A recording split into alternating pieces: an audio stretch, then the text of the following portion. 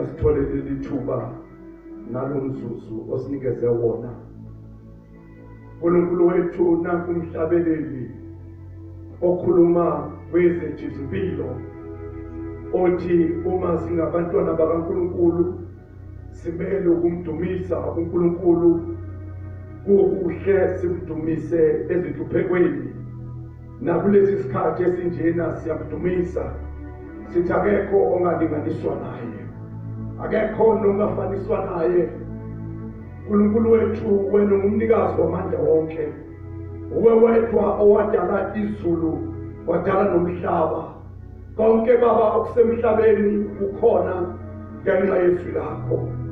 Nakuleli hour nakulomzuzu Jehova simi kule ndawo somandla baba endaweni yakho engcwele baba lapho khona ibandla lakho lingakwazi ukuhlangana singakwazi ukuba munye kepha sibonga izindlela zakho Jehova othe wena siphakeme azifani nezabantu.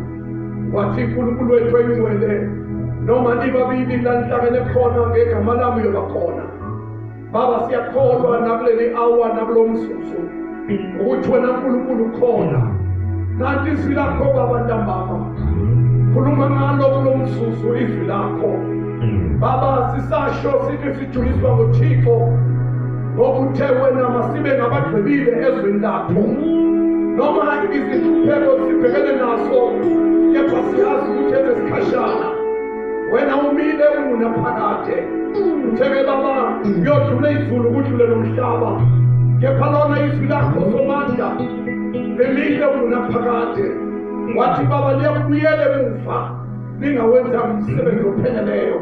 Khuluma ke baba nakulo mzuzu khuluma kweyami impilo khuluma ebantwana bakho khuluma ezweni lakithi eSouth Africa. We need you oh God. Ngaphandle kwakho singenze lutho baba sikhulekela abaphathi balelizwe sikhulekela omongameli uNkulunkulu wethu emhlabeni wonke baba sibhekene nale pandemic esibhekene nayo yalokufa okuthiwa icorona.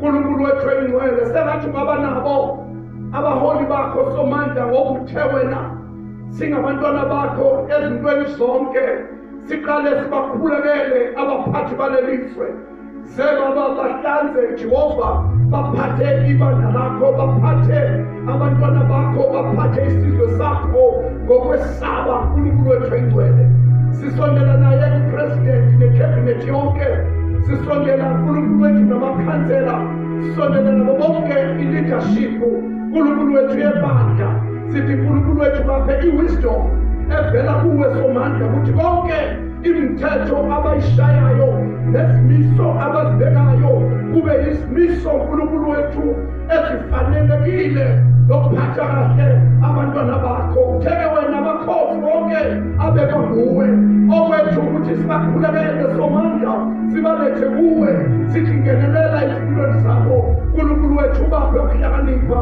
uNkulunkulu wethu nathi ibandla lakho ntambama siyakukhulekela ngegama likaJesu waseNazaretha. Amen and amen. Praise the Lord. Ngibingelela abalaleli nababukeli emakhaya ngibingelele ibandla likaKristu Jesu ngibingelele yonke i-5-fold ministry lapho ikhona sengathi uNkulunkulu ngaba nani madoda kaNkulunkulu lingaphelelwa ngamandla.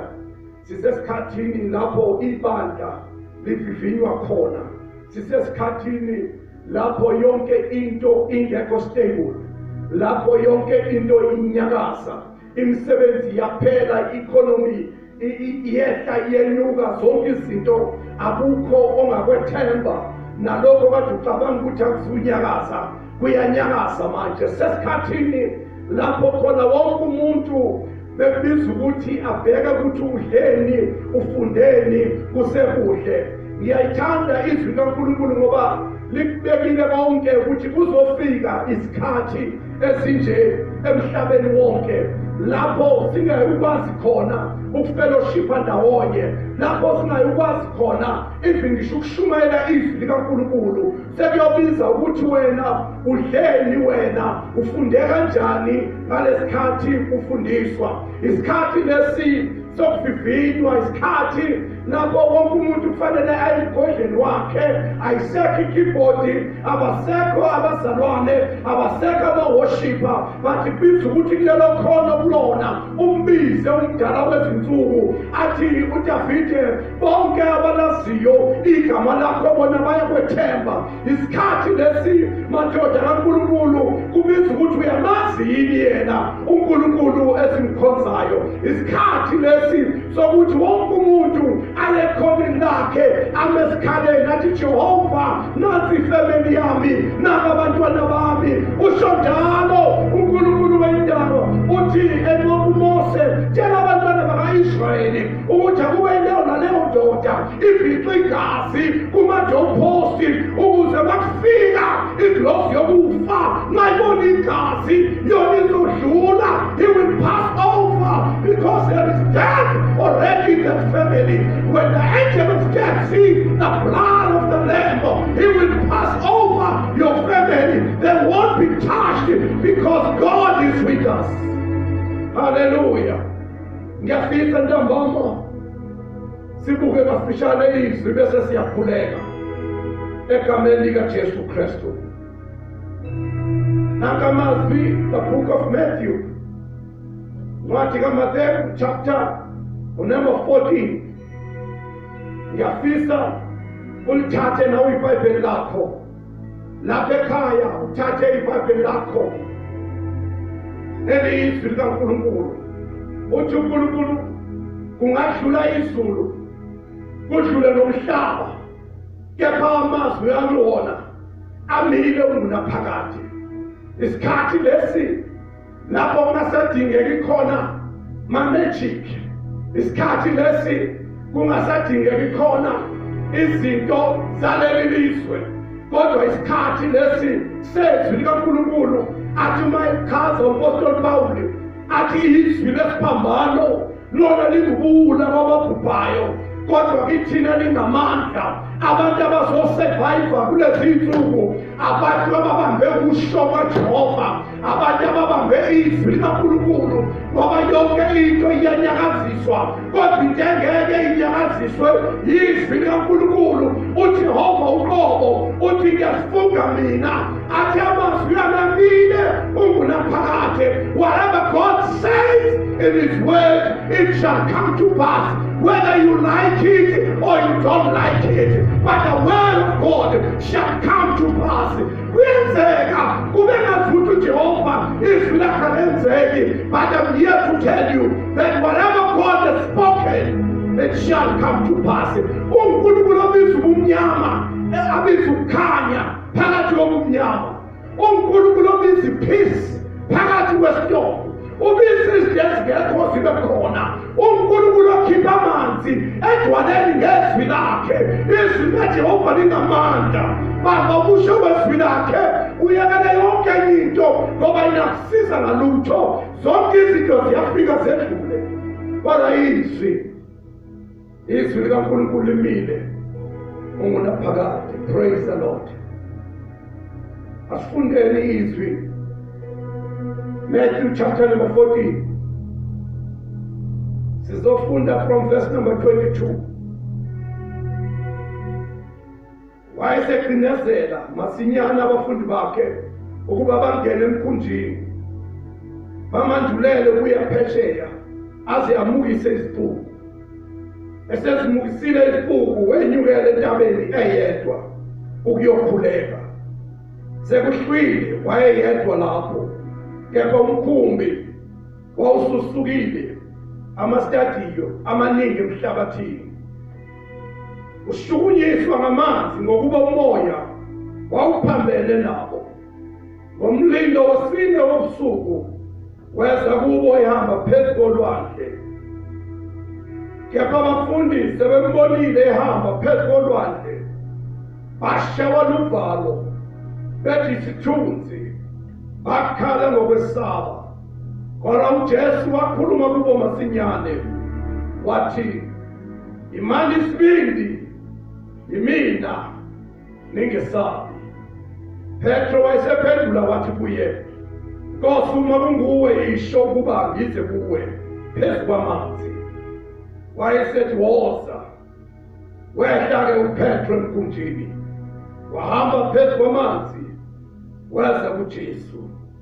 Kepha ebona umoya wesaba eseqala ukushona wakhala wathi, Nkosi ngisindise. Masinyane uJesu welula isandla wambamba wathi kuye, awu wena unokukholwa okuncinyane, ungabazelani na? Baba nanti izwi lakho libusise ngegama likaJesu Kristu, amen. Let me read those for those understand ngcono isilungu. And straight away Jesus constrained his disciple to get into a ship and to go before unto the other side, while he sent the multitude away. And when he had sent the multitude away, he went up into a mountain apart to pray. And when the evening was come, he was there alone. But the ship was now in the midst of the sea, tossed with waves, for the wind was contrary. And in the fourth watch of the night, Jesus went unto them walking on the sea. And when the disciples saw him walking on the sea, they were troubled, saying, It is a spirit. And they cried out for fear.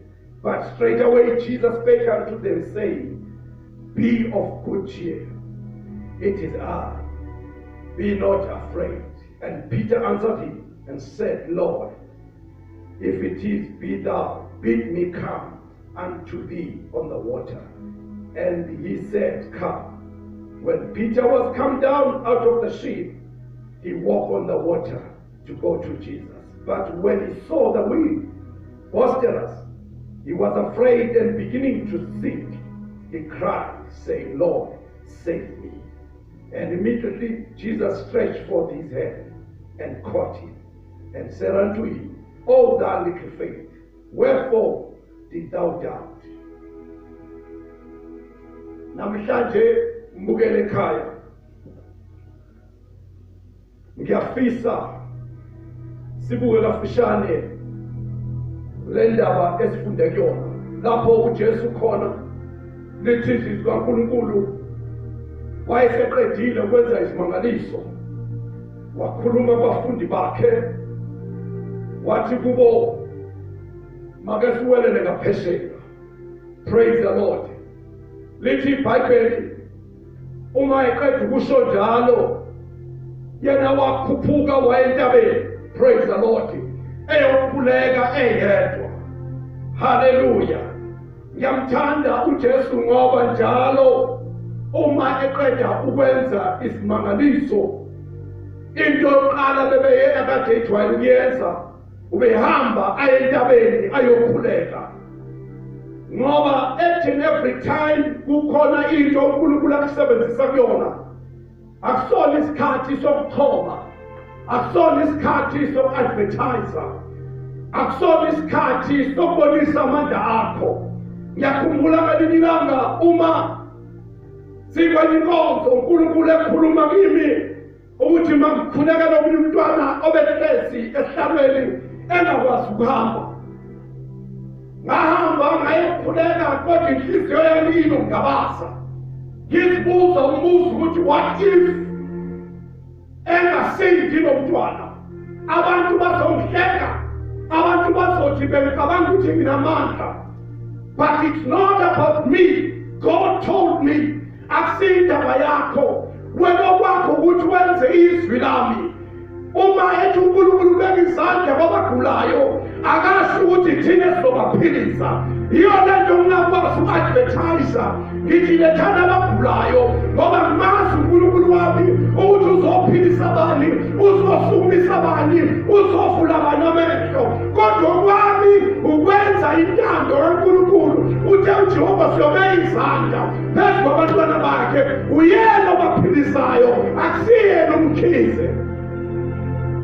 uJesu umeqeda ukwenza isimangaliso, sifunda ukuthi uyahamba uye entabeni yokukhuleka. Sengathi ngibukele ekhaya ungangajabuliswa izinto uNkulunkulu ekusebenzisa kuzona. Kodwa each and every time uNkulunkulu ekusebenzisile, hambe uyakhuleka ngoba it is hard to maintain something without God. Each and everything uma uyenza wena ngamandla akho uzohluleka, kodwa uma yenziwa umdala wezinsuku yena akahluleki usuku nosuku. uJesu uyahamba uyokhuleka mayeqeda ukwenza isimangaliso. Lithi iBhayibheli wayeyedwa entabeni, wathi bafundi bakhe hambani niwelele ngaphesheya. Praise the Lord. Now ithi iBhayibheli the time sebeqala ukuhamba umkhumbuzo uhamba bebodwa. Lithi iBhayibheli kwafika ama-storms. Hallelujah.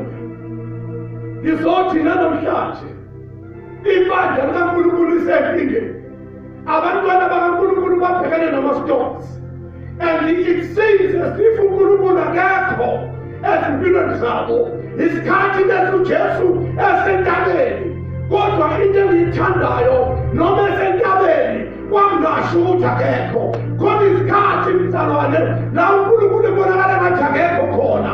Yizo lezi ikhathi lapho kufanele khona uprove your faith that you have the faith in God. Nangona ungamboni. Now, lithi iBhayibheli istorm safika, uJesu akekho phakathi wabo. Na umbuzo wami wenze njani mobhekane nezinkinga ibandla lingekho, umfundisi wakhe engekho, kuba ngathi lo Nkulunkulu akawuzi umkhuleko, sengathi uNkulunkulu usekudeni. What do you do? Lithi iBhayibheli safika istorm, because storms will always come. Nangizwa bazalwane, izivunguvungu zizofika, whether uthembekile kuJehova or awuthembekanga, whether uyamesaba uNkulunkulu or awumesabi, but the storms will come. Praise the Lord. Whether you pay your tithes or you don't pay your tithes, but storms will come. Kunama-storms ahlukene empilweni. Khona ama-storms odila nawo uyi-one. Khona ama-storms esingena kuwona as a family. Khona ama-storms abhekane nebandla. Khona ama-storms abhekane nesizwe sonke. Right now in South Africa, we are going through the storm of this disease called coronavirus. Now everybody is trembling, everybody is feared, everybody akazi ukuthi uzophuma kanjani. Bonke abantu, even our president from all the countries in the world are shaking because of this disease. Storms will come, but in the Bible, when the storms come, abafundi bakaJesu bafikelwa uvayo, bafikelwa kwesaba. Sengazi ukuthi iso lesi sikhathi esibhekene neSouth Africa, khona manje abantu asebeshawa uvalo. Sengazi ukuthi manje uNkulunkulu akasekho. Khona abantu manje abatatazelayo, even nalabo akade beshumayela behamba phambili bekhuluma ngoNkulunkulu osindisayo, namhlanje bangava kwesigaba bafana nabafundi bakaJesu. Uma eqeda ukubulawa, lithi iBhayibheli bonke basebeqasha, kungekho ofuna ukuthi mina ngiyamazi uJesu, ngiyamazi umdala wensuku. OPetro bamphinga isikhathi esinje lapho kuprova khona your faith. Storms are there to prove your faith. Usho njalo uPeter mayibhale encwadini yakhe uthi these storms are there to prove your faith. Mawuthe uyakholwa, ukholwa bazalwane akubonakali uma kukuhle. Wonke umuntu uyakholwa uma engekho ama-storms. Wonke umuntu uyafakaza ngoJesu uma kukuhle. Wonke umuntu uyajayiva, ushona phansi baphakamisa izandla, akenze nje bazalwane ngoba kusase-right. Now, what do you do when you go through a storm alone? Akuseki ibanga manje. Mawungabheka la, akukhoma worship, akukho umuntu. Abazalwane basemakhaya. Now you have to face a storm all alone in your family. Khona badila nama-storms manje, abathola iy'ncwadi zama-retrenchment. Abanye baholile, abanye imisebenzi yaphela. Now what are you going to do? There is no pastor, because your pastor cannot come to you. Abaseka prophetic, abasozabuwe, but come and get your things. Wonke umuntu manje ubhekene nestorm sakhe alone. Wonke umuntu manje into ezokusiza ukubamba usho wezwi lakhe. Mangabe ubulibambile izwi lakhe, siyabakhumbula abafana abathatha oMeshaki noAbednego babamba izwi lakhe noma bebhekene nomlilo bathi lalela Nkosi makwazeke ukuthi thina simkhonzo omunye uNkulunkulu. uNkulunkulu wethu siyamazi uzosikhulula nakulawa storms. uNkulunkulu wethu unamandla wokusikhulula. Now, lithi iBhayibheli babhekana nama-storms. Umkhumbi lithi iBhayibheli kufika umoya omkhulu waphambana nawo. In the 4th hour, praise the Lord. Lithi iBhayibheli abafundi bafika ukwesaba. Praise the Lord. Nebandla manje liyesaba. Akasekho umesikhaleni omemezelayo ukuthi hayibo ukhona umdala wezimfundo. Ukhona othe ngibizeni ngosuku lokuhlupheka. Ukhona othe mina yikho into engehlulayo. Ukhona uJehova Shama ongena nathi nasesilingweni. Ukhona othi ngibize ngosuku lokuhlupheka. Ukhona othi mina will never leave you, I will never forsake you. Akasimbizeni yizo lezikhathi lapho kufanele kuvele khona abakholwayo, abamaziyo uNkulunkulu wabo, ababethembayo uJehova wabo. Lithi iBhayibheli lami uyabanika amandla amasha. Athi bona they shall mount up like eagles ngoba bathemba kuJehova uNkulunkulu. Lithi iBhayibheli, the book of Colossians, bonke abakholwayo abasoze bajabiswa. Ngizomemezela ukuthi ukhona ongashiya. Sibonile abantu besishiya, sibonile abantu kade sibathembile. Nawe manje lokho kade ubethembile, khona kade bethembe imali zabo, khona kade bethembe ukuthi hayi thina imisebenzi ekhanya uphela. Ngizokutshela ukuthi ayikho into engapheli emhlabeni. Nothing is permanent in this world except the word of God. Everything else will come and pass. In Kingdom Mansion, what do you do when you have to go through a storm and it seems as if God is far away? It seems as if God has forgotten about you. What do you do, mzalwane? Uma manje ibandla linasekho khona kade benginike ukukholwa kwakuncike kuma-worship ukuthi into engiyele eprofethi indumiso kade ikabelela nje ngiyabusise manje isekho indumiso. What do you have? There is a storm. Lithi iBhayibheli bathe besabhekene nestorm bakhala kwafika ukwesaba yaqhamuka indoda endala. Waqhamuka umdala wensuku athi uJohn wayemchaza ekuqaleni yena wayekhona, wayengulizwi, ulizwi wayasho waba inyama. Konke kusemhlabeni wavela ngaye. Waqhamuka umnikazi wolwandle, waqhamuka olalela ziphepho, waqhamuka okhipha amanzi edwaleni, waqhamuka othotshelwa ilanga, waqhamuka ozwi lakhe izwi abasemathuneni bayalizwa, waqhamuka umdala wensuku. Lithi iBhayibheli lami waqhamuka ehamba phezu kwamanzi. Haleluya. Kuthi angithi ngibukele ekhaya lezi zinto ezingenza ukuthi unyakaze, lezi zinto ezikushonisa phansi, uNkulunkulu wami yena unamandla okuhamba phezu kwazo. Wayidwele yaqhamuka indoda endala, waqhamuka umdala wensuku. Lithi iBhayibheli waqhamuka ehamba phezu kwamanzi, ehamba phezu kwamanzi. Le nto abayisabayo abantu yena wayehamba phezu kwayo. Kuthi angithi your enemies, God will make it the footstool. uNkulunkulu uyahamba phezu kwezinto ezikwenza ukuthi wena ushone phansi. Nanamanje lezi zimo esibhekene nazo, they are not so greater than God. Our God is so big. Our God is above everything. Our God has the power to calm every storm in your life. Now lithi iBhayibheli lami uma iqhamuka baqala abantu bacabanga ukuthi spoke. abafundi bakhe abasambona bacabanga ukuthi isibonke lithi iBhayibheli inkinga babengakaze bangene kulama storms. Koshata. Now, isituation abakuyona babengakaze bangene kuyona bambone ukuthi uNkulunkulu ungena nathi ezibindweni. uNkulunkulu kulezi zimo ezibhekene nazo yena uhamba phezu kwazo. Now, baqala ukungena kuma-storms. uNkulunkulu uqala ukuhamba phezu kwama-storms.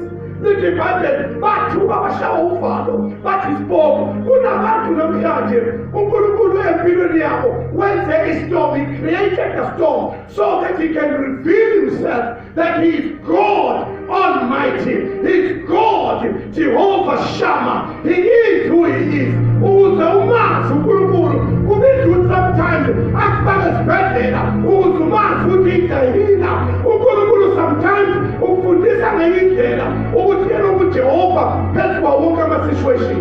He created the storm so he can reveal himself as Jehovah Shammah. Lithi iBhayibheli mabekhala bembona baqala bathoma isibongo bamemeza beshawula uvalo wakhuluma umdala webusuku. Lithi iBhayibheli wathi be of good cheer, it is I. Lalela ubazalwane kulama-storms esibhekene nawo ukhona othembisile wathi I will never leave you nor forsake you. In your storm, if you can call upon his name, he will come walking on top of your storms, walking on top of your situation to show you that the situation that is causing you to think is got no power upon our Lord God. Lithi iBhayibheli siyasothandaza wakhamke hamba phezu kwabo. Amen. Noma sebembona lithi iBhayibheli babecabanga ukuthi sibonke ngoba babengakaze bambone uNkulunkulu kule situation. Praise the Lord. Lithi iBhayibheli nabafana bathatha uMeshaki no-Abednego wake wabonakala eseyindoda yesine. Bangam-understand ukuthi ubani lo, kodwa yakhuluma inkosi engamazi, inkosi engumhedeni yathi lo wesine sengazi ukuthi indodana yomuntu yena uJesu Kristu ungena phakathi empilweni akawufishi kodwa uhamba phakathi kwawo nakulama-storms. He came walking on top of the water. Lithi iBhayibheli wamemeza wathi ningesabi, ngizosho njalo bantwana bakaNkulunkulu, ngizosho njalo mafethu, ngithi ningesabi, God is with us. Amen. And if God says I am with you, oh my God, wazi ukuthi kukhona izimo okungene kuzona kufone umngani wakho noma kufone ipartner yakho ivele ikutshela into eyi-one athi ungesabi nginawo, bese uzwa amandla noma ushiwe umzali wakho noma ushiwe izihlobo zakho, but makufona ngisho umfundisi wakho athi I am with you, you feel the strength coming upon your life. What about God Almighty? If G.O.D., if Jehovah El Shaddai say fear not, I am with you, it should come every storm in your life. If God be for us, who can stand against us? What storm, what corona, what HIV, what arthritis, what cancer? If God be for us, akuna nkinga engakhulu umdala wezinsuku uJehova yena uvula indlela ngishetane. uNkulunkulu oyaleza ngishinyoka ayaleza amagwababa to come and feed you. Iyoleta uNkulunkulu ningesabi. Washo Joshua kuthina, fear not Joshua, as I was with Moses, so shall I be with you. Ngizomqinisa abantwana bakaNkulunkulu. Fear not. uNkulunkulu wethu uthembekile unamandla. Lithi iBhayibheli sengiqeda bazalwane uPetro engeyithanda le ndoda. Lithi iBhayibheli uthe angezwa ukuthi uJesu othi ningesabi. Lithi iBhayibheli yakhuluma le ndoda yathi if it is you, O God, bid me to come. Ngize nami ngihambe ngoba konke uNkulunkulu akwenzayo nathi simele ukwenza. Ngiyangizwa bazalwane. Lithi iBhayibheli uJesu wathi come. Lithi iBhayibheli uPetro wehla koshathala baboshi. Angazi ukuthi ukukhuluma noma. Lithi iBhayibheli wehla uPetro waphuma emkhumbini uthi angiphuma kule phuma igibelile, phuma kulesi siqubu. God is calling you. This is happened when he called him. That was a higher calling. Mambizo uNkulunkulu, I don't care whether you like me or you don't. But if God is calling me, let me tell you, I leave your car, leave everything. I will go to my Father. I will go to God. Bithi Bible uphethe wena washiya emgumbini sengathi ngiyabezwa bethi yeke ukuphapha phela uyaphi njengabangani bakho mawuthi enkonzweni bathi uyaphapha mawuthi ngiyokhipha kweshumi bathi yekela engathi inkonzo ifanele uNkulunkulu wethu akabhalile ngizokutshela namhlanje ekhaya ukuthi izimiso zakhe zimye and amen zimile kunaphakade uNkulunkulu akafani nabantu konke akushilo uzokwenza bithi Bible uphethe wathi mbize makuwe Nkosi wambiza ngoba uNkulunkulu wethu ufuna labo abamfunayo. Praise the Lord. Wathi come down uphethe bithi Bible wehla uthi angithi nawo uyehlela ngibona yabantu abayingayidawo. God is calling you. Wambiza wehla uPetro bithi Bible uPetro waya kuJesu wahamba phezu kwamanzi uPetro ngoba ebiziwa uNkulunkulu ngoba when God is with you you're going to walk on top of the things as ukuthi abanye abantu bashone phansi. But if God is with you you will walk on top of the water. Lalela ungayenzi into uNkulunkulu engekho kuwe ngoba la ngidlule khona mina wena ngeke ungadluli. Siyakhumbula noFaro bithi iBhayibheli wabona abantwana bakaNkulunkulu behamba phakathi kolwandle wangena naye ecabanga ukuthi uzokwenza njengabantwana bakaNkulunkulu. If God is not in the thing oyenzayo lalela you might go down and God will sweep you away. Bithi iBhayibheli wakuyathela uPetro ngoba uPetro wayebizwa umdala wethu and God gave him the strength wahamba phezu kwamanzi. Kuthi akithi lezi zinto eziletha uvalo abantwana bakaNkulunkulu bazonyathela phezu kwazo. Praise the Lord.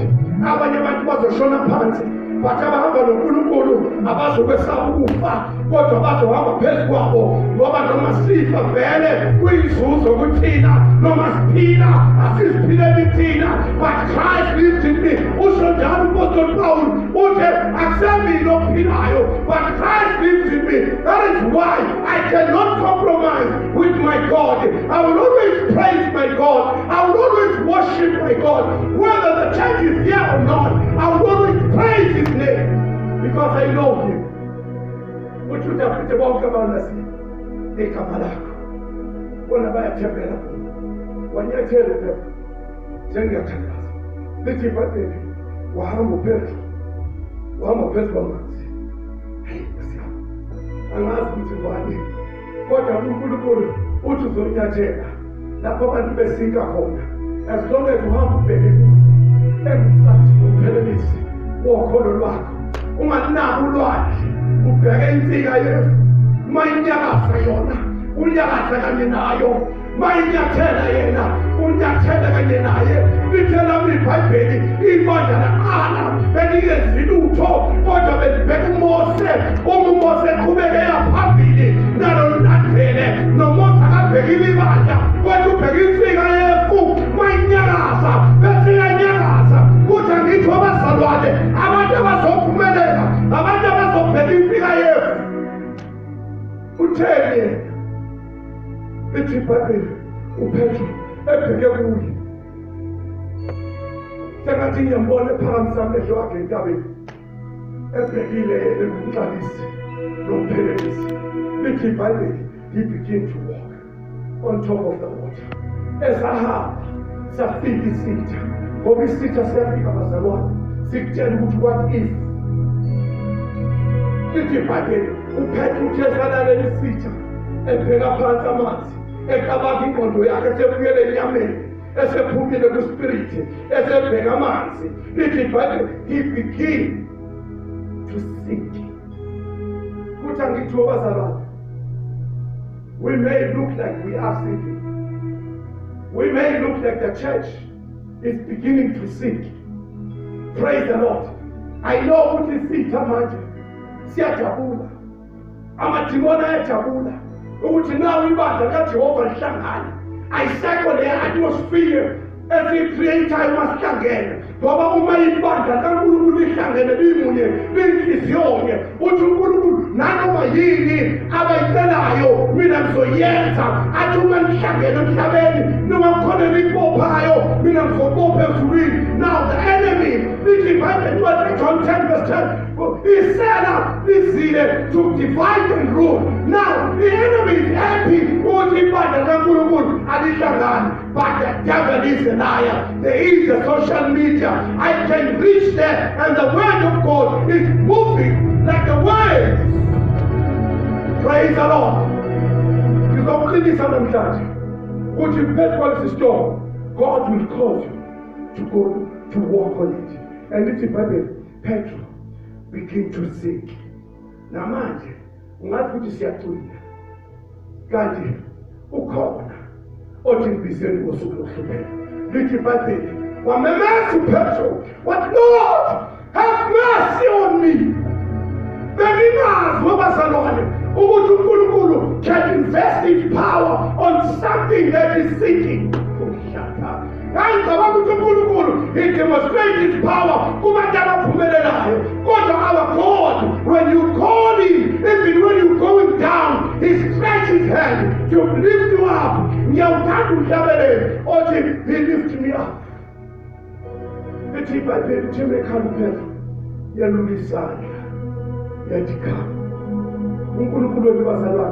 is looking for those people who are sinking. Njengoba kufika sengasisasa kuya fipa khona kade bezoshada lonyaka khona kade sebekumile benamaplan, but now everything seems like it's sinking in your life. But I'm here to tell you that there is God. Call Jesus othi mina ngibizeni ngosuku lokuhlupheka.